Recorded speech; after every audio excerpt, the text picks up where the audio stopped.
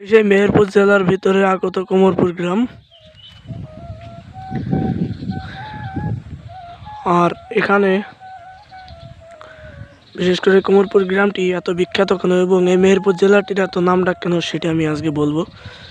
আসলে মেহেরপুর জেলাটি বাংলাদেশের 64 জেলার ভিতরে একটি উত্তম একটি জেলা।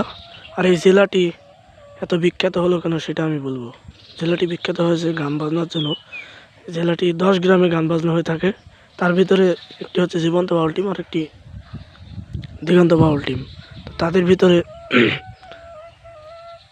1 নম্বরে আছে দিগন্ত বাউল টিম এবং 2 নম্বরে জীবন্ত বাউল টিম। তো আমি সেখানকার একজন সদস্য জীবন্ত বাউল টিমের ভিতরে।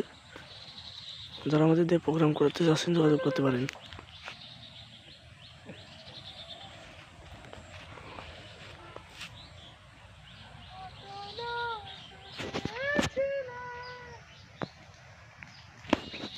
আর আজকে ছোট করে একটি মিউজিক উপহার দেওয়া হবে আপনাদের মাঝে।